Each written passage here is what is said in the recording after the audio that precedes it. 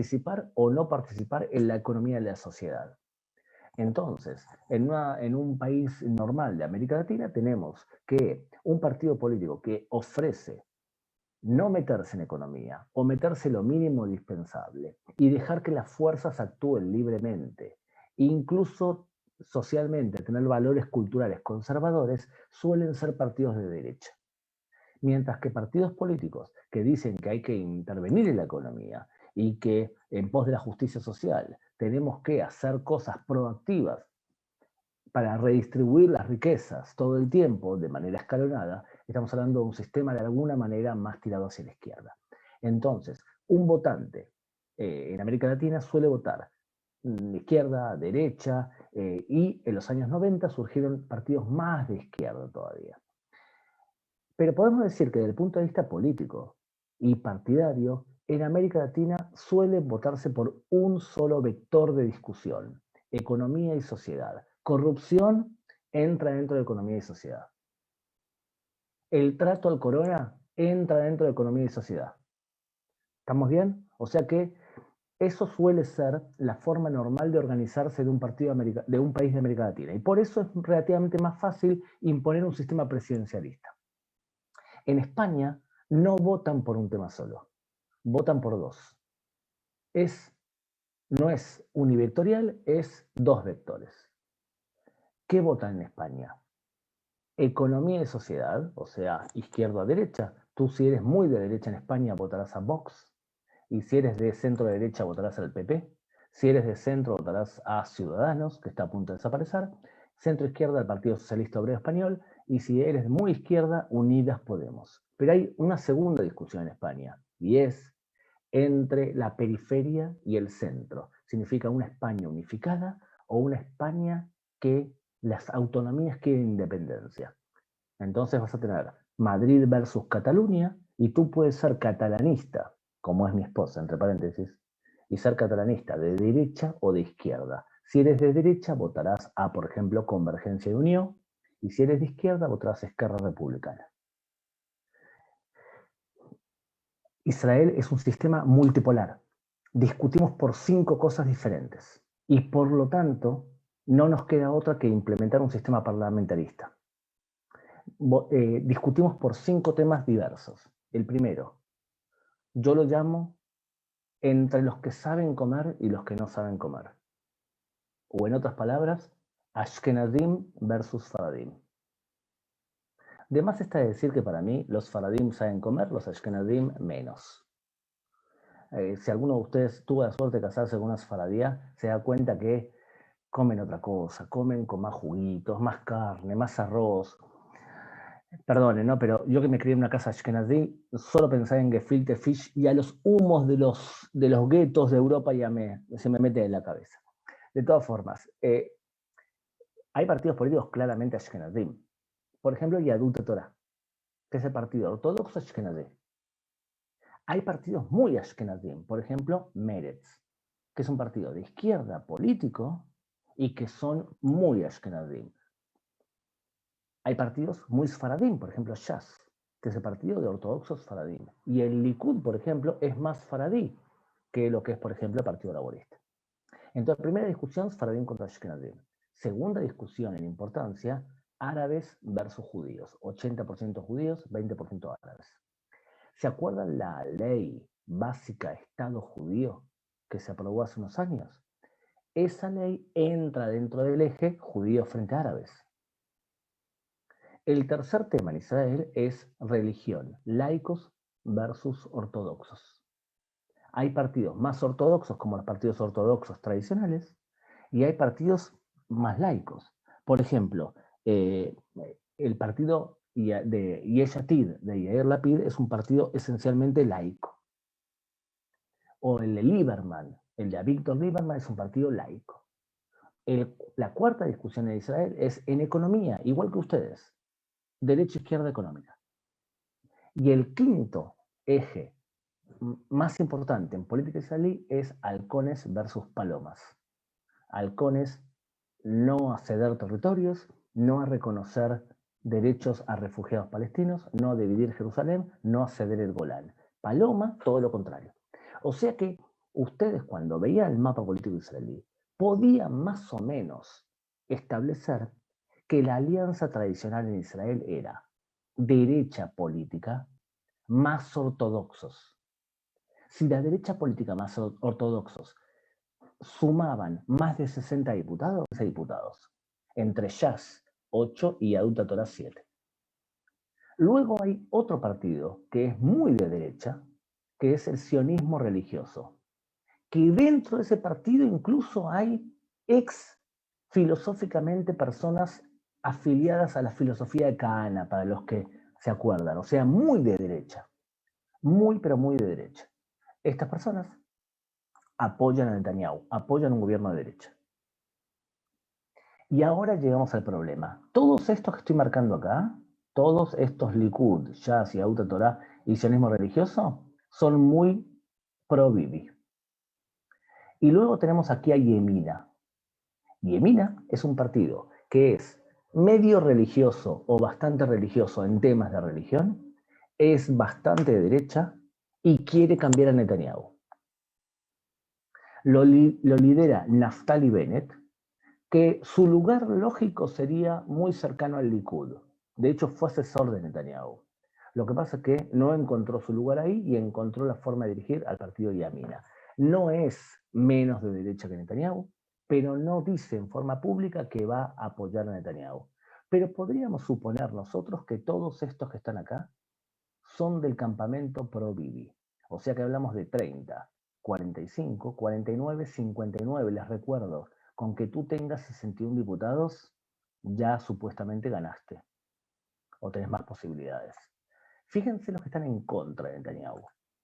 El partido de Gideon Sa'ar, que es un miembro del Likud que salió del partido y formó un partido aparte. No es menos de derecha que Netanyahu, pero definitivamente quiere reemplazar a Netanyahu y se comprometió a no entrar en un gobierno con Netanyahu.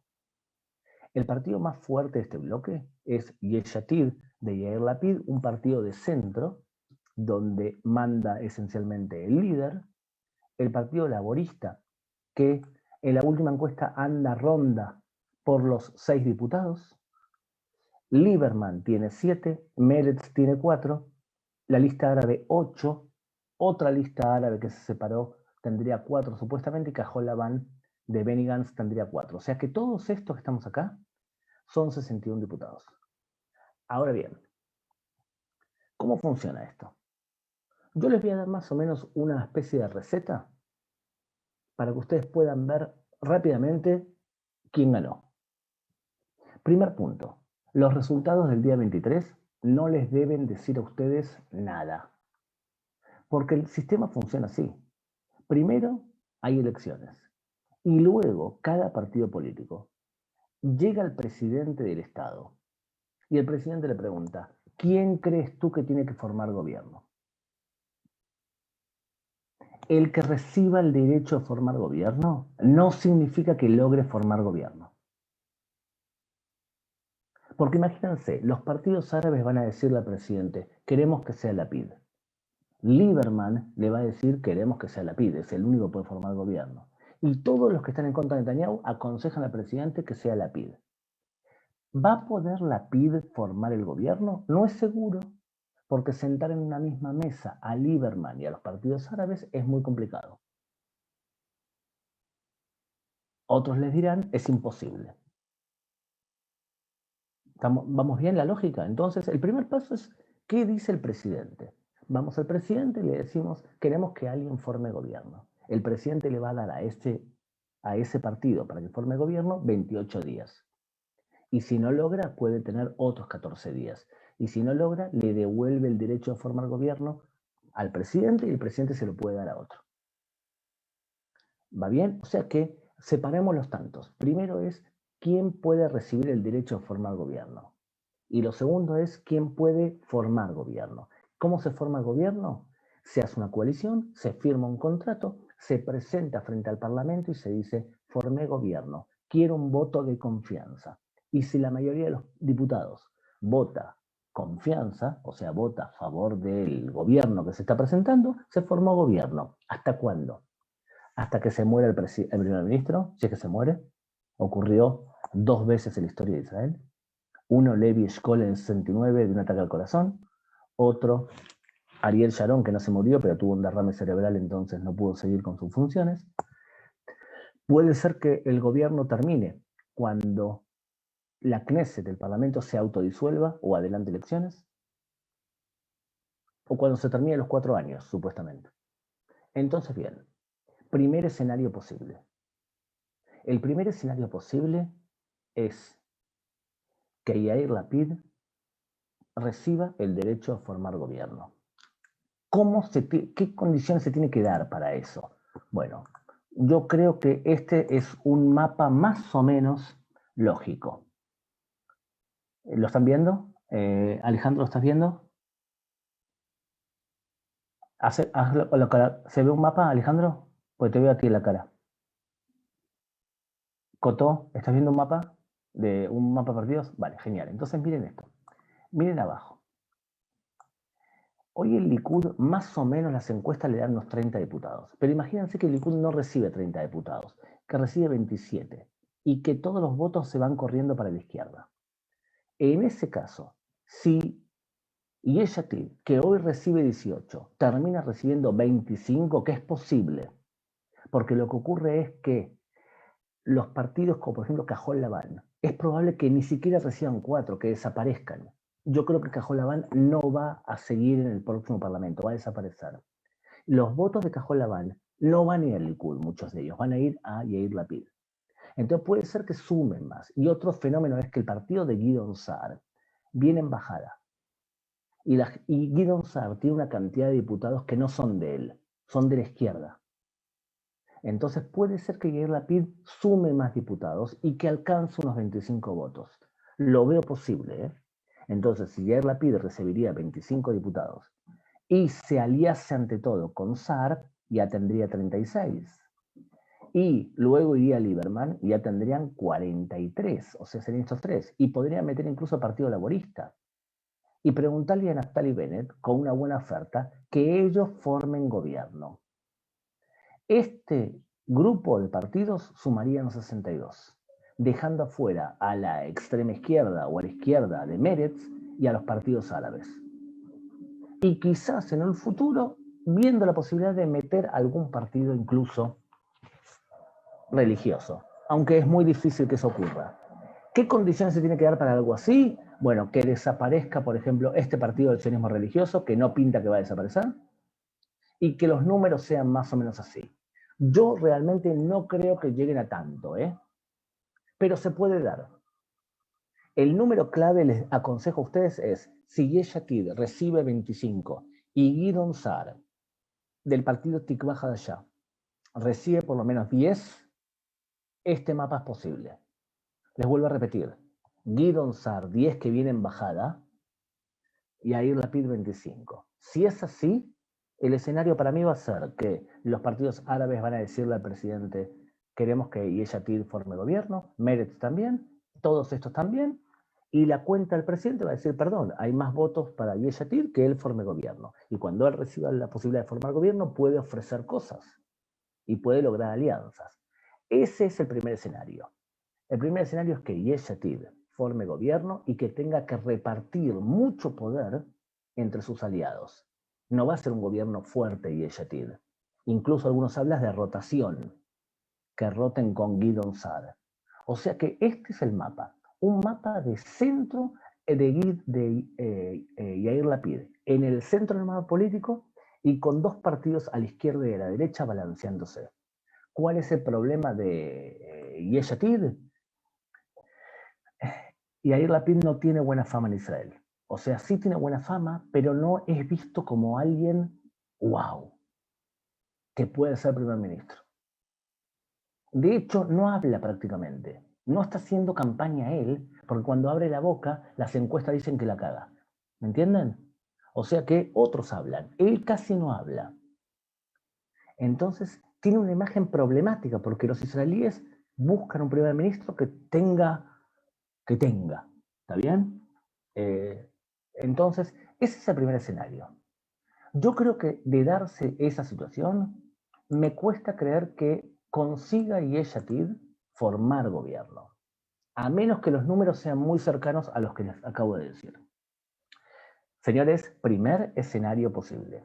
Un gobierno de Yesh Atid. Lo veo lógico, posible, probabilidades para mí, 30%. Muy bien. Ahora dentro de unos minutos voy a ir contestando también a preguntas en el chat. El que quiera preguntar algo, si van anotando en el chat, bárbaro. ¿Ok? Mientras tanto, saludo a la Moraja Viva de Argentina, la Morá del Pueblo. Todos Janijim y alumnos de la Moraja Viva. Además, la Moraja Viva es capaz de escribirte a las 3 de la mañana para preguntarte, ¿tenés un material sobre una canción? Esa es la Moraja Viva, ¿ok? Muy bien.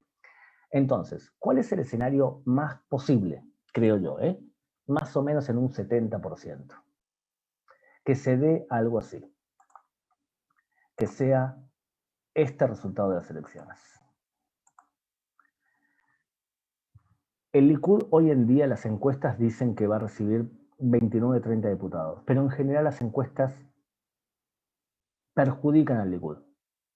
La gente suele mentir a los encuestadores porque considera que los encuestadores son de izquierda y que los medios de comunicación son de izquierda. Más aún, estuvo circulando por internet que votantes del Likud a propósito se organizaban para decir que votaban Cajol Labán, para que Cajol Labán se siga presentando y que todos los votos de la izquierda se vayan, desaparezcan. Les explico rápido. Si tú no recibes por lo menos 3,25% de los votos, no entras al Parlamento. O sea, si hay 4.200.000 personas que pueden votar y solamente votan 4 millones, si de los 4 millones tú no recibes el 3,25, que son 4 diputados, tus votos desaparecen y se mueren y se redistribuye el resto. Significa que si no consigue los votos necesarios, Cajol Labán va a desaparecer. Yo creo que va a desaparecer, que no va a entrar al Parlamento. Muy bien. Más o menos, intuitivamente creo que el Likud se puede acercar a los 32 votos. Entre 30 y 32 votos. Si eso es así, y los partidos ortodoxos que suelen recibir cerca de lo que dicen las encuestas o un poco más, significa que lo normal sería que reciban 15 diputados, 8 y 7. Y el sionismo religioso reciba por lo menos sus 4, y Yamina reciba 10, lo que va a ocurrir es que el primer ministro Netanyahu va a decir, yo tengo 40, 47, 51, y los únicos que me faltan son los 10 de Yamina. Y como Yamina es un partido de derecha, me cuesta creer que digan, no voy a formar gobierno, voy a llevar al país a unas quintas elecciones. Yamina no está diciendo que va a ser un gobierno con Netanyahu, creo yo, porque recibe parte de los votos del centro. Si dice claramente que va a ir con Netanyahu, puede ser que esos votos se vayan. ¿Puede ser que Yamina baje de cantidad de votos? Sí, totalmente. Porque Yamina le suelen quitar a último momento los votos al Likud. Mucha gente vuelve al Likud. Entonces, en un escenario como el que acabo de mostrarles ahora, estos partidos políticos recibirían 61 diputados y podrían llegar a formar gobierno. Un gobierno muy estrecho, un gobierno muy de derecha, porque tendría a los ortodoxos y a todos los partidos de derecha muy juntos, y no tendría partidos de centro, pues me cuesta creer que Guidon Saar entre un gobierno de esta forma. Pero se podría llegar a formar gobierno. Ahora bien, puede ser, y este es el tercer escenario, que Netanyahu diga, con 61 diputados no puedo gobernar, es muy poco. Necesito una base más amplia, necesito hasta 70 diputados. Y que Yair Lapid tampoco pueda formar gobierno. En este caso, señores, luego de 3 meses, pasados el 23 de marzo, iríamos a quintas elecciones. Y lo veo como posible. Lo veo como posible. Quizás si ustedes me dicen intuitivamente cómo lo veo, 60% Netanyahu primer ministro, con estos datos, 30% Yair Lapid, 10% nuevas elecciones. ¿Por qué me cuesta creer que haya nuevas elecciones? Porque realmente la gente está cansada y no estamos para seguir con elecciones. tenemos que meternos muy seriamente en el tema del post-corona y los temas económicos. Y por eso mismo la estrategia comunicativa de los partidos es muy centrada en economía. Es como que muchos ya casi no hablan del corona. Como estamos el 60% de la población vacunada con primera dosis y el 45% vacunada con segunda dosis, entonces la gente empieza a sentir que más o menos estamos saliendo. Esos son los escenarios, creo yo, posibles. Primero, segundo y tercero. Primer escenario, Yair Lapid intenta formar gobierno. Segundo escenario, Bibi Netanyahu. Y tercer escenario, entonces, nuevas elecciones en Israel. Bien, señoras y señores, preguntas de ustedes a través del chat. Y me voy al chat.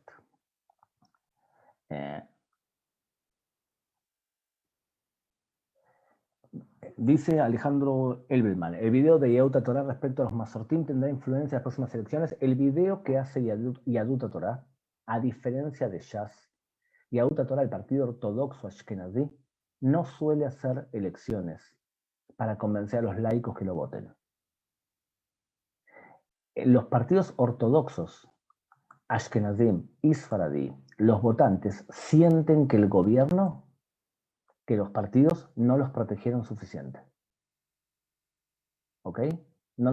O sea, sienten que los partidos fueron débiles, que les metieron muchas multas, que no los dejaron rezar. Entonces sienten que no los protegieron. La campaña electoral de ellos es decirle, ¿ven cómo sí los protegimos? ¿Ven cómo gracias a nosotros muchos ortodoxos pudieron entrar a Israel salteándose el control de la frontera? Bueno, lo que intentan hacer los partidos ortodoxos es volver a recibir los votantes tradicionales de ellos. Están buscando reforzarse los 8 que tenían. ¿Cómo pueden saber ustedes si lo lograron? Si reciben 8. Si reciben 8 o 7, que es el número que habitualmente tienen, es que lograron mantener su fuerza política.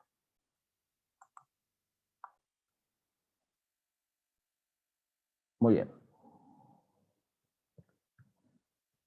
¿Ya está? ¿Terminamos, Marcelito? No. Perdón, Gaby, ¿qué me decís? Te estaba diciendo cosas de la vida y demás, pero recordando a la gente que no se olvide votar a Marcelo Isaacson for Prime Minister. Muy bien. Sí.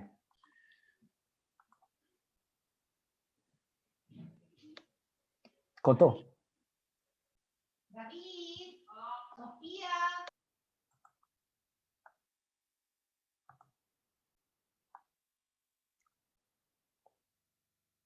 Cotó, ¿querías decir algo? Gaby, ahora yo escribí, pero una pregunta. Yo creo que hay muchos acá con la cuestión de que Israel también salió en muchos diarios. Israel en primer lugar en vacunación, ya tiene mucha gente vacunada. Bibi en sus redes sociales todo el tiempo pone como, o sea, su gran misión es sacar a Israel y el primer país que va a salir de la crisis coronavirus. La forma que Bibi está lidiando con la crisis, ¿le está ayudando a ganar más votos? A ver. Cotó, problema principal de los judíos. Si ustedes escuchan lo que dicen los israelíes con respecto a cómo Netanyahu y cómo el gobierno actual está lidiando con la crisis, ustedes van a escuchar de los israelíes quejándose todo el tiempo. Pero si ustedes lo comparan con otros países, fácilmente pueden llegar a la conclusión de que estamos locos. Les vuelvo a repetir, casi 60% de la población vacunada con primera dosis, 45% vacunada con segunda dosis. Los israelíes no quieren volver al trabajo porque le están pagando desempleo hasta junio del 2021 el 70% de tu sueldo.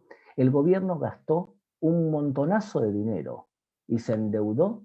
Es verdad que teníamos muchas reservas porque Israel en este momento tiene 180.000 millones de dólares. Empezamos con 150.000 y subieron 30.000 millones de dólares más porque compró el gobierno dólares para mantenerlo alto porque exportamos. Entonces, si el dólar está alto, conviene para separar los sueldos en shekel. O sea que, si ustedes lo ven desde afuera, dicen, los israelíes son unos enfermos mentales, se quejan por todo. Bueno, yo creo que esa es la esencia del pueblo judío. Y algunos de ustedes lo pueden ver perfectamente. Alguno de ustedes fue presidente seguramente de alguna comunidad. Desde el momento que sos presidente de algo, siempre están todos los genios que te aconsejan cómo hacerlo mejor. O sea, el chiste normal en Israel es, a ver, tomemos por ejemplo a Mariana Bellini. ¿Estuviste alguna vez en Israel? Te estoy viendo por la cámara, así que puedes mover la cabeza para arriba y para abajo. Muy bien. ¿Has visto alguna vez a algún israelí haciendo el amor en la calle? No. Muy bien. ¿Saben por qué no hacen el amor en la calle los israelíes? Pues siempre va a venir un israelí para decirte cómo hacerlo mejor, darte indicaciones, corregirte. Así es el israelí. O sea, es un quejón. De verdad es el ADN israelí. Somos inconformistas. Justamente por eso es que ha progresado tanto el país en tan poco tiempo. Ahora bien, la imagen de Netanyahu durante mucho tiempo fue muy perjudicada en las últimas elecciones por el tema de los juicios en su contra. Ahora la gente ya sabe de qué van los juicios. Me atrevería a decir, Cotó, incluso que ha perdido fuerza el tema de los juicios, porque empiezan a saltar cosas que no están muy claras, que son realmente penables. Por ejemplo, Cotó, cobertura mediática como pago en un soborno no queda tan claro que está penalizado, no está tipificado. Significa no existe algo así. O sea que sería una innovación legal. O sea que no le está haciendo tanta mella esto. Ahora bien, él trae las vacunas y la población israelí entiende que se trajo las vacunas porque él es un hinchabolas. El CEO de Pfizer dijo, me llamaba 30 veces por día. Entonces, si tú me dices a mí, ¿Netanyahu tiene fama de él haber conseguido las vacunas? La respuesta es sí. Pero ahora uno podría decir, bueno, ahora que deje el camino a otro, porque ahora se necesita alguien que sepa de economía para reorganizarnos económicamente. Y ahí está el problema. El problema es que cuando le preguntas a la gente, ¿quién de todos los políticos israelíes sabe mejor economía y puede mejorar la economía del país? ¿Cuál es la respuesta, Cotó, que te dice la gente?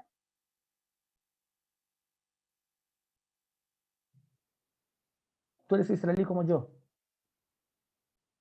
¿Quién tiene fama de saber economía, Cotó? Dice Bibi, ese es el problema. Por eso creo yo que tiene más posibilidades el de ganar, y te lo dice alguien que no va a votar por Netanyahu, ¿está bien? De todas formas, creo que tiene más posibilidades. A ver, vamos por otro lado. Una persona, para poder gobernar Israel, tiene que tener, como dice Robert Dahl. Robert Dahl decía, hay 4 tipos de autoridades. Te escuchan o no te escuchan de acuerdo a 4 tipos de autoridades. La primera, la ley. Si tú eres el maestro de un colegio, quizás te escuchan porque la ley lo dice. La ley. 2, la tradición. Si tú eres el anciano de una tribu, te van a escuchar. La tradición. 3, el carisma. 4, el conocimiento. Los israelíes y en general los judíos amamos el carisma y el conocimiento. Para mi gusto, Netanyahu tiene las 2 cosas, pero ya estamos en una etapa como Ben Gurión. ¿Te acuerdas de Ben Gurión? 1948 a 1963, perdón, el primer ministro. Nos hartamos de Ben Gurión, porque era muy fuerte y necesitamos a alguien que nos transmita paz, que haga amistad, que no sea tan autoritario en el sentido de la fuerza de él. Y elegimos a Levi Eshkol, que era todo lo contrario a Ben Gurión. Yo creo que estamos en una etapa post-Ben Gurión. Necesitamos a alguien más que nos calme, que nos una y demás. Pero no dudes que Netanyahu tiene el estirpe de Ben Gurión. Significa no los mismos hechos, pero tiene carisma y tiene conocimiento.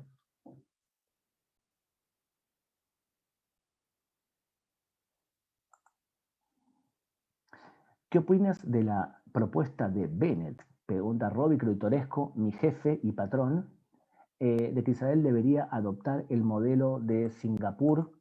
De hecho, lo que pide Naftali Bennett es reducción importante de impuestos para que haya más consumo y más reactivación económica, descenso de la burocracia y más inversión en infraestructuras. Yo personalmente, después de esta crisis, empecé a valorar más todavía la socialdemocracia. Pero es mi opinión personal, ¿eh? El sistema económico de Israel es socialdemócrata.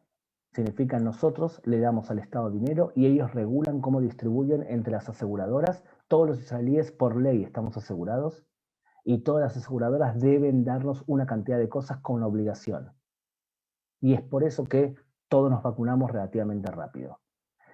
No lo llamen socialdemocracia, llámelo en palabras de Herzl. Los judíos somos mutualistas. Nos preocupamos por el otro y no podemos permitir que alguien no tenga seguro médico. Por lo tanto, a mí me gusta la presencia del Estado y en esta crisis vimos también la presencia del Estado. Y países que la presencia del Estado no fue fuerte, bueno, ahí están. La pandemia fue una prueba para los estados modernos. Si siguen funcionando y qué fuerza tienen. Yo creo que no es el momento, creo yo, de una retirada del Estado, sino que es el momento de una presencia del Estado. Más que nada por el tema de la crisis. Marcelito, ¿me salió muy zurdo esta frase última? La verdad, Gabriel, que me tienes absolutamente sorprendido, gratamente sorprendido, dado que te estamos viendo un poco más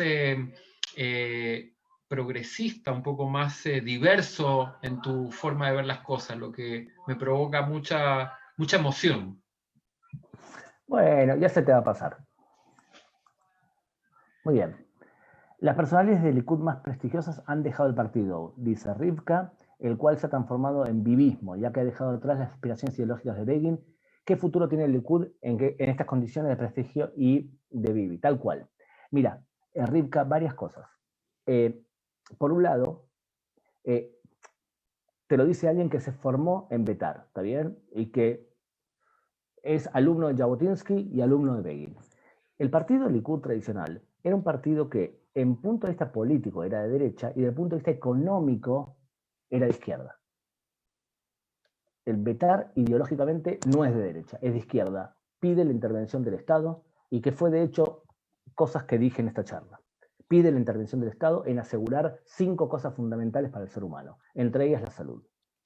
Entonces, lo que ha hecho Netanyahu es llevar al Likud a un partido de derecha económica y de derecha política, centrado en la figura de él, con mucha fuerza, cuando en general también tuvo el pecado que no regó y mimó a líderes que lo puedan reemplazar. Significa, no tiene delfines. A todo aquel que se atrevió a poner en duda su liderazgo, lo destruyó políticamente. Ahora, tomemos el caso de Gideon Sa'ar. Gideon Sa'ar se separó y formó un partido alternativo, muy arropado por la prensa. ¿Bien? Ahora bien, Gideon Sa'ar, ¿hoy en día es visto como alguien que pueda reemplazar a Netanyahu? La respuesta es no. Por otro lado, Rivka, y utilizando la palabra bibismo es utilizada hoy en Israel de forma despectiva para todo aquel que vota a Netanyahu. Es lo que antes era Chach y Muarsim. Es una forma de desprestigiar al votante del Likud. Y yo quiero, a pesar de que no voy a votar a Netanyahu, decir claramente, fue un muy buen primer ministro. Le explicó al mundo que Irán era un peligro y el mundo lo compró. Dijo que no había que firmar la paz con los palestinos, sino con todo el mundo árabe, a través de la fuerza de Israel. Netanyahu lo que decía es, hay que ser una potencia militar, una potencia económica, una potencia política y una potencia moral. Si hacemos eso, van a venir los países árabes sin pasar por Ramallah, sin pasar por un pacto con los palestinos. Lo logró, 4 acuerdos de paz. Económicamente Israel hoy en día es una potencia regional. Cobramos de sueldo, antes de la pandemia, $46.000 de promedio. Lo que quiero decir con esto es, podemos decir un montón de cosas, pero fue un buen primer ministro. ¿Cuál fue la contracara de esto? Una forma de hablar en contra de la oposición muy agresiva que Begin no tenía. Por otro lado, la prensa en Israel lo mata a Netanyahu. Netanyahu se tira a salvar a una persona que se está ahogando, lo salva y la prensa israelí va a decir que Bibi Netanyahu no sabe nadar.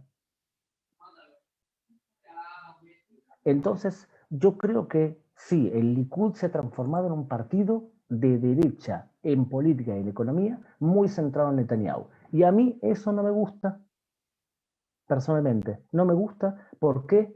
Porque soy judío, y recuerden cuando los judíos le pidieron a Samuel que querían un rey, Samuel les dijo, un rey les va a robar las mujeres, le va a robar los ganados y va a ser un dictador. Y Netanyahu se ha transformado, después de muchos años en el poder, en una especie de rey. Y la gente le grita, Bibi Melech Israel. Yo creo que no es bueno para el pueblo de Israel algo así. Gaby, una consulta. ¿Cuál es el estatus judicial de Bibi Netanyahu hoy día? Está en proceso por los casos. Les resumo a todos de qué estamos hablando. Caso número 1000, lo acusan de haber recibido más o menos unos $200.000 durante 15 años en regalos, en habanos y en cigarros. Punto flojo de ese cargo es que parte de los regalos los recibió su esposa y no se sabe cuál es la cifra exacta. Si lo recibió su esposa, no lo recibió él. Tú no puedes llevar a juicio a una pareja como pareja. Llevas a uno o al otro. Y por eso tuvieron que arreglar el acuerdo. Lo acusan ahí de abuso de confianza. Caso 1000. Caso 2000.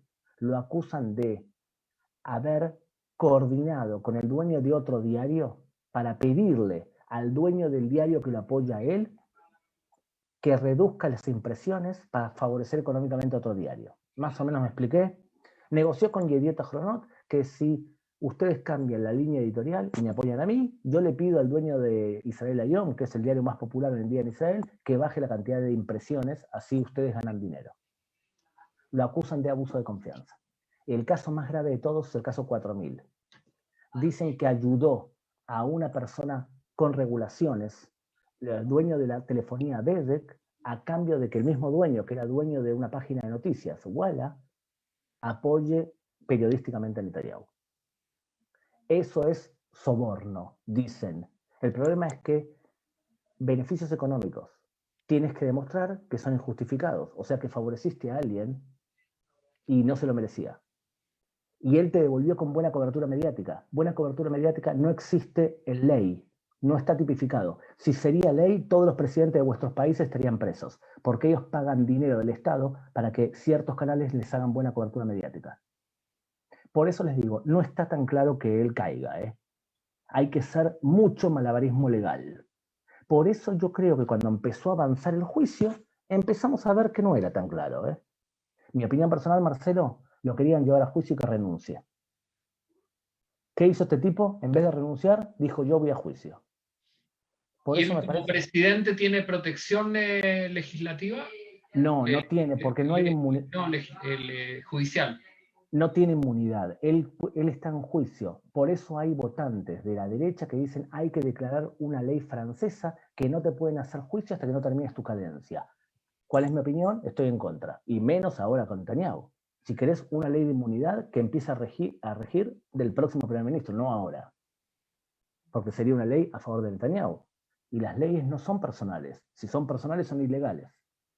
¿Y eso le afecta en la intención de voto? ¿Le está afectando o la gente lo tiene, digamos, como algo secundario, digamos, no, sin importancia? Bueno, las anteriores campañas era, no se puede votar a un acusado penal. Fue la campaña electoral de muchos partidos políticos. Hoy en día también es la campaña de algunos partidos políticos, pero me parece a mí que es menos intensidad. Hay muchos votantes israelíes que dicen, yo no puedo votar a alguien que está en juicio, porque te voy a decir la verdad, por más que no sea penal y no sea castigable lo de Netanyahu, se ve mal que un primer ministro de Israel reciba regalos en habanos. ¿Saben qué? Volviendo a Begin y al Likud que me preguntó Rivka. Menachem Begin, siendo primer ministro, no tenía casa. Él vivía en una casa del Estado. El hijo de él, Benny Begin, se crió en el comedor, durmiendo en un sillón en el comedor, porque la casa de él tenía 2 habitaciones. Y cuando él terminó de primer ministro, en el año 1983, los seguidores se dieron cuenta que no tenía casa. No tenía dónde vivir. Le compraron una casa al lado de Herzl. Él, en la oficina de primer ministro, tenía sillones. Se estaban cayendo los sillones. Erzi Makov, amigo mío, era el secretario personal de Menachem Begin. Le dijo, Menachem, se van a caer los invitados, va a venir una comitiva norteamericana, el presidente de Estados Unidos tiene que venir, se va a caer. Nosotros no vamos a gastar dinero público para cambiar los sillones. ¿Sabes lo que hicieron? Un viaje a Estados Unidos que tenía que hacer, o a Europa, cuando volvió Menachem Begin, le habían comprado sillones nuevos del mismo color, no se dio cuenta. Ahora, imagínate eso comparado con Netanyahu. Un secreto off the record. La comunidad judía de Cuba me regaló habanos para Netanyahu, que está obsesionado por fumar habanos. Lo tengo en mi casa. No se lo doy. Lo único que falta es que me acusen a mí de corrupción también, por darle habanos a Netanyahu. Tenemos una buena pregunta acá, Gaby. ¿Cómo ves la presencia de las mujeres en la política israelí? Me va a salir medio... A ver. Históricamente, yo digo... Tenés que ser políticamente, no políticamente incorrecto. No, yo tenía un profesor de ciencias políticas cuando estudiaba ahí hace tiempo en la Universidad Hebrea de Jerusalén, que nos explicó en 2 clases por qué las mujeres gobernaban mejor que los hombres. O sea, él explicaba que la mujer gobierna como si fuese su cocina de su casa. O sea, me lo decía en los años 90, ¿eh? Y que en general, históricamente, salvo Margaret Thatcher, los políticos habían sido bastante moderados a la hora de gobernar. En cambio, los hombres, decía él, son capaces de conquistar el mundo como Alejandro Magno o hundir al país en la peor basura. En cambio, la gobernante femenina es más estable. Yo no estoy seguro si él tenía razón, pero se dedicó 2 días a explicarnos eso con un montonazo de ejemplos. Tenemos un partido político hoy, el Partido Laborista de Merav Mijaeli, que es muy feminista, que se pasa todo el día hablando en el idioma inclusivo israelí, que no es como en Argentina que te dicen chiques, no dicen chiques, no dicen en un hebreo raro, sino que dicen yeladim be yeladot. A todos los votantes y votantas, a todos los primeros ministros y primeras ministras. O sea, ella se dedica en una entrevista televisiva a tardar 25 minutos porque siempre dice femeninos y masculinos. El partido de ella es muy feminista y el partido de ella ha optado por primera vez en Israel a que la mitad de los candidatos son mujeres, la mitad son hombres. Cosa que es una renovación en Israel. Tenemos partidos políticos en general que hay una inclusión de la mujer. Yo creo que subjetivamente, pero acá tenemos a Yael, a Cotó y demás, que el tema femenino-masculino en Israel es menos relevante que en otros países. ¿Por qué? Por ejemplo, ustedes saben que hay aborto en Israel desde el año 70. En los años 70 ya hay aborto. No solamente hay aborto, las obras sociales te pagan el aborto. Y sí, hay una comisión que tiene que determinar quién puede abortar o quién no puede abortar, pero la comisión en el 95% da permisos, incluso por temas sociales se puede abortar. O sea que tuvimos primeros ministros de Israel, la primera intendente en el mundo occidental fue mujer y fue en Israel, fue en Rishon LeZion. En el primer congreso sionista, las mujeres tenían voz y no tenían voto. En el segundo congreso sionista, tenían voz y voto. O sea, tenemos una tradición en general que la mujer participa en la política israelí y no es un tema. Yo no creo que un partido político que ponga como bandera mitad hombres, mitad mujeres en el Parlamento, como podría ser en Noruega, gane muchos votos por eso. El israelí promedio te va a decir, perdón, ¿qué me importa si es mujer o hombre? Si es buena o es mala. El hecho que sea mujer o hombre, para algunos de los israelíes, salvo para los partidos ortodoxos, es un mero detalle. Tenemos una pregunta de Marcos Levy. Marcos pregunta, ¿cómo visualizas la relación Israel-Estados Unidos, ahora con el nuevo presidente Biden, independiente de quién asuma el gobierno después de las elecciones en Israel? ¿De qué depende todo, Marquitos? Depende de si lo comparamos con Obama. La pregunta del millón es, ¿este es un gobierno tercera cadencia de Obama o no? Si es una tercera cadencia de Obama, estamos en el horno. Y estamos preocupados, no solamente nosotros, todos los países árabes de alrededor nuestro también. ¿Qué significa una cadencia tercera de Obama? Una cadencia tercera de Obama significa la filosofía de la Universidad de Harvard. O sea, el principal conflicto en Medio Oriente es el conflicto palestino-israelí, cosa que ya se demostró que es mentira. Segundo, los israelíes son los fuertes y los israelíes tienen que ceder. Tercero, tenemos que presionar a nuestros aliados para conseguir paz. Cuarto, tenemos que meter a Irán dentro del Consejo de las Naciones y que forme parte de las naciones. Y quinto, el problema es territorial. El problema es por las colonias judías y por la ocupación. Si esa es la forma de pensar de Biden, tenemos un tercer mandato de Biden. Yo creo que no es la forma de pensar de él. ¿Por qué? Primero, porque ya descubrimos que el conflicto palestino-israelí no es el principal conflicto. Algunos ya entienden que el conflicto no es por tierras. Los países árabes también entienden eso, más los países árabes postpetroleros. El tema de Irán es un problema muy serio, porque Biden nombró a Robert Malley como negociador con Irán. Y Robert Malley tiene este pensamiento que voy a explicar yo ahora, y es muy peligroso para Israel. En la única llamada que tuvo hasta ahora Netanyahu con Biden, Netanyahu le dijo, nosotros somos amigos hace 40 años. Tengo un aprecio personal hacia ti, pero tienes que entender que nosotros haremos lo imposible para que Irán tenga armas nucleares. Cualquier cosa. Y yo personalmente creo que Netanyahu está dispuesto a hacer cualquier cosa con tal de evitar que, no solamente Netanyahu, creo que todos los partidos de centro en Israel están dispuestos a hacer lo que sea para que Irán no tenga armas nucleares, incluso atacar físicamente. Por lo tanto, no creo que sea igual, porque creo que Biden aprendió de ciertos errores. Y además está tan metido en la vacunación y está tan metido en recuperar económicamente a Estados Unidos que si Dios quiere se va a ocupar menos del Medio Oriente y se va a ocupar más de Estados Unidos. Esperemos. Si se ocupa de Estados Unidos más del Medio Oriente, será una muy buena noticia para los países de la región que queremos hacer alianzas sunitas con Israel también para detener a Irán. Robbie, una muy buena pregunta que a propósito de la instalación en el poder de algunos gobernantes, no solo en Israel, sino en otros lugares del mundo, pero en particular en Israel, para tratar de contener o no enquistarse en el poder, como puede ser en el caso de Bibi. Robbie pregunta, ¿debiera la próxima Knesset votar la propuesta de que un primer ministro debiera poder gobernar solo 2 cadencias? ¿El que te escribió esa pregunta tiene acento rumano o fue una persona no rumana? En Yiddish habla con acento rumano, sí. Ah, ok. Si fue Croitorescu, entonces, con acento rumano, yo creo que es bueno que el primer ministro tenga 8 años de cadencia.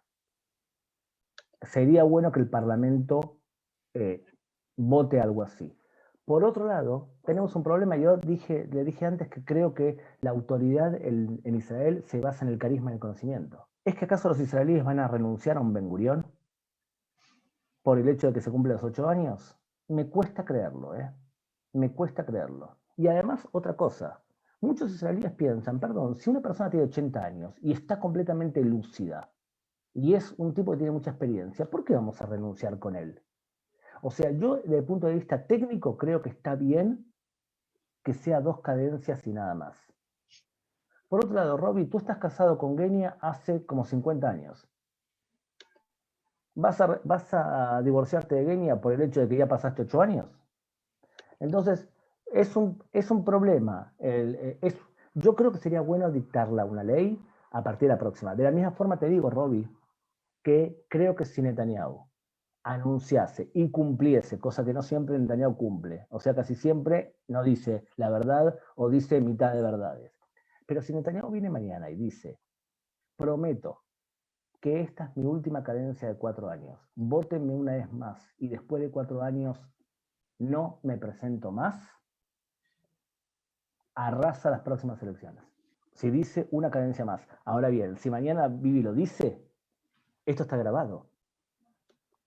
O sea, ustedes van a poder decir, mira el chico este.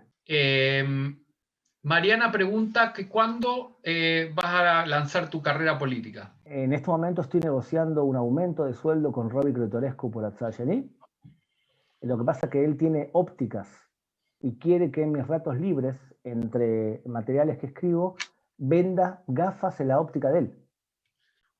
Y es un problema. Es un problema porque no me siento seguro en eso. O sea que... Muy bien. ¿Algo más? Gaby, yo tengo una pregunta. Yo y vos no creemos en esto. O sea, yo también creo que Bibi va a continuar como primer ministro. Pero digamos que pase que él no continúa. ¿Cuáles son las consecuencias? Porque estamos hablando de una persona con mucho carisma y conocimiento, como dijiste, que ya está hace mucho tiempo en el gobierno.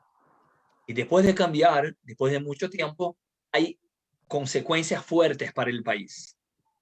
¿Cuáles serían las consecuencias caso Bibi no continúe como primer ministro? Consecuencias, digo, en la álgebra israelí.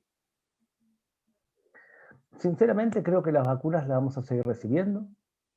Creo que económicamente no hay marcha atrás. Israel no va a dejar de producir, porque la fuerza de la economía israelí es justamente la creatividad de los individuos. No creo que económicamente cambie demasiado. Evidentemente, el primer ministro y el gobierno tienen que dar las condiciones para que la creatividad se explote. Pero no creo que haya muchos cambios económicos. Y sí creo que desde el punto de vista social va a ser muy bueno. Un primer ministro que hable menos, que sea menos beligerante, que busque todo el tiempo hacer coaliciones incluso con... que aproveche cosas que estamos viendo, Cotó. Por ejemplo, estamos viendo que los árabes en Israel quieren o empiezan a querer integrarse a la sociedad israelí de forma activa. Escuchen, hay una cantidad... Bibi Netanyahu hoy en día vale 2 diputados de los ciudadanos árabes. Le dicen por la calle Abu Yair, o sea, el papá de Yair. 2 diputados del Likud que podrían venir del voto árabe. Es algo nunca visto en la historia israelí. Y esto es consecuencia de la primavera árabe y el fracaso de la primavera árabe, la tradición de los países árabes, el tema palestino que están hartos y además el corona. Escuchen una cosa, el ciudadano árabe israelí ve lo que pasa en Europa, ve lo que pasa en el Medio Oriente y dice, perdón, yo vivo en el paraíso, comparado con lo que pasa alrededor, vivo en el paraíso. Por lo tanto, yo creo que es una oportunidad única. Imagínense un gobierno donde haya todo el tiempo ministros árabes y que todos juntos luchemos para que termine algo que es clásico del mundo árabe y del mundo árabe israelí también, que es la violencia contra las mujeres, porque se habla de asesinatos de honor o asesinatos contra las mujeres, pero no se habla que la gran mayoría de asesinadas son mujeres árabes. O el uso de armas para matar a gente. Es una locura. Desde la época de Mahoma, la gente deambula por la calle con espadas. El que no tiene espada, cuando tú te casas con alguien te regalan una espada. Bueno, hoy en día no van con espadas, van con armas. Bueno, hay que erradicar, eso es un peligro. Todo el tiempo muere gente en Israel justamente por este tipo de violencia. Los árabes quieren que el gobierno intervenga. Y Netanyahu dice, tenían una sola seccional de policía en los poblados árabes. Ahora tienen 9. Creo que llegó el momento y un primer ministro que quizás sea de centro, quizás puede captar mejor a esas fuerzas árabes que quieren formar parte de Israel. No sé, ¿alguna más preguntas del público? Me imagino que habrá muchas preguntas. La verdad que aprovechemos esta tremenda oportunidad que tenemos de escuchar a Gabriel, gran analista y conocedor de la política israelí. De verdad que podemos sacarle el jugo. Además, es muy temprano en Israel todavía, así que tiene tiempo para dedicarnos. Muy bien, yo voy a terminar entonces, o sea, lo voy a cortar yo, con la siguiente anécdota. Marcelo Isaacson empezó esta charla diciendo que estuve presente en un terremoto en Chile. Ahora quiero contarles la versión real. Estábamos en el medio de margen protector de la violencia del 2014. Y el señor Marcelo Isaacson y la presidencia de la comunidad judía decidieron que no había mejor idea que enviarme a pelearme con los periodistas de la CNN. Y la verdad que fue bien, fue un éxito, pero nos estuvieron esperando 3 horas. Llegamos a la CNN y Marcelo Isaacson me envía muy bien, me envió a maquillarme, ¿ok? La cuestión es que empezó a temblar el edificio en serio, y yo no soy chileno, y de pronto empezó a temblar demasiado fuerte. Ahora bien, ¿qué haces cuando hay un terremoto? ¿Cuándo empieza la gente a correr? Si el edificio tiembla demasiado, ¿qué hay que esperar? ¿Que se rompan los vidrios? Después me explicaron que no había. La que me estaba maquillando era una chica del interior de Chile y empezó a gritar como desenfrenada, y Marcelo Isaacson, en vez de protegerme a mí, que soy el extranjero, el invitado, el amigo de la infancia, el amigo de toda la vida, empieza a calmar a la chica. Y a mí que me parta un rayo. Marcelo Isaacson me abandonó en el medio del temblor. No es verdad, ahí no es verdad. Actué como protector ahí y reaccioné como debía reaccionar frente a una persona que no tenía experiencia al respecto. Muchas gracias por haber venido entonces. ¿Más preguntas? ¿Nada? ¿Nadie más? Bueno, si no, quería darle la palabra a nuestro presidente, Gerardo Borodiller, para que finalice esta gran exposición de Gabriel y esperamos volver a tenerlo pronto, no solamente a través de la pantalla del Zoom, sino que aquí presencialmente, porque la verdad que el club de fans que tiene Gabriel acá y su presidenta en particular esperan su visita pronto.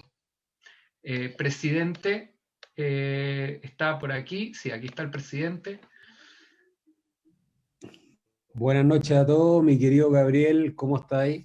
Gusto verte, perdonen por haber llegado atrasado, pero a veces entre el tráfico y la pega son cosas que nos demandan algunas responsabilidades. Pero es bueno y lindo encontrarnos en un conversatorio a una semana de las nuevas elecciones en Israel, que ya es casi una costumbre cada 4 meses, no, cada 6 meses más o menos, 9 meses tenemos una de estas conversaciones y esperamos efectivamente que pronto tenerte por estos lados, Gabriel, siempre con tu enseñanza, tu opinión. Escuché por ahí, cosa que no lo pude creer, algunos comentarios que incluso te autocensuraste preguntándote si estaba muy de izquierda o no. Me sorprendió escucharte de que en esta oportunidad no iba a votar por Bibi. Y a lo mejor podemos hacerle campaña, como estamos tanto en campaña acá en Chile también. Tú sabes que tenemos campañas municipales y por la constituyente. Me parece maravilloso que esté Marcelo Isaacson en tu pizarra para primer ministro. Puede ser un buen candidato que tiene los apoyos de todo Chile. Imagino que muchos amigos de Israel también. No, fuera de broma, agradecerte esta maravillosa conversación. Tus conocimientos son, como siempre, muy interesantes para reubicarnos cada cierto tiempo en el entorno israelí y tener una opinión de primera mano, de primera fuente de lo que está pasando allá a hartos kilómetros de distancia. Y como dijo Marcelo, ojalá que pronto podamos tenerte por aquí para abrazarte, para compartir contigo, para reírnos, para seguir generando anécdotas y que se puedan contar y que no bloqueen el chat cuando quedamos con... Yo estaba, pero no me acuerdo, porque la dirigencia me tocó algo, parece que algo me tocó en esa oportunidad a mí también, junto con Marcelo y al equipo de la CJ. Así que agradecerle a todos por esta conversación, a todas y a todos, como están diciendo por ahí, a propósito de los movimientos feministas, acá en Chile también estamos bien sensibles con el tema, agradecerles esta noche y bueno, te veo pronto, muchas gracias. Gracias Marcelo, gracias al equipo de la CJ y al staff y al directorio por esta buena charla.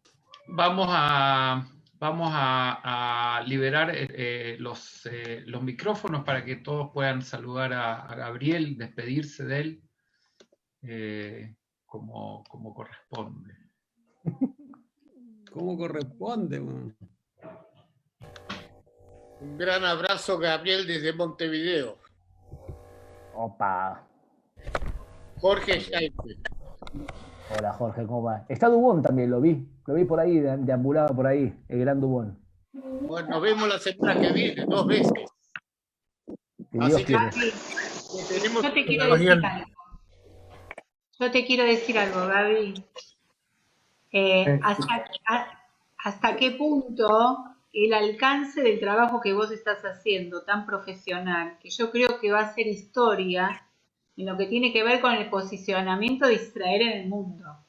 Vos estás dando a conocer lo que hoy pasa, ¿sí? A todo nivel, a nivel social, justamente el éxito que tiene a nivel de vacunación y toda la planificación previa como para poder ver estos logros. Ahora, el poder de comunicación que vos tenés, ¿sí? La forma en que lo haces, la estrategia, incluso recién nos querías orientar el anti-Bibi y todos sabemos que es un pro-Bibi, o sea, todo lo que comunicás en función de lo que Israel está haciendo Tikkun Olam al mundo, recién ahora el mundo lo está conociendo y yo creo que mucho te lo debemos a vos. El próximo viaje de Gabriel al continente, yo espero de que ustedes en Chile organicen un debate con Joffre Leal o con Hadwe. Me sacaste las palabras, Roby. Justamente iba a decir que lo íbamos a esperar aquí con ¿cómo se llama? Con Joffre, para que lo reciban acá en Santiago, que ya lo conocen muy bien. Lo están esperando. Por ahora nos tienen de punching ball, como se diría, a Marcelo y a mí. Pero bueno, ahí estamos. Son bienvenidos igual acá, hay buenos amigos para poder compartir y hacer un frente común, como bueno, dije alguna vez en la otra frontera. Aunque lo organice CNN. No hay problema.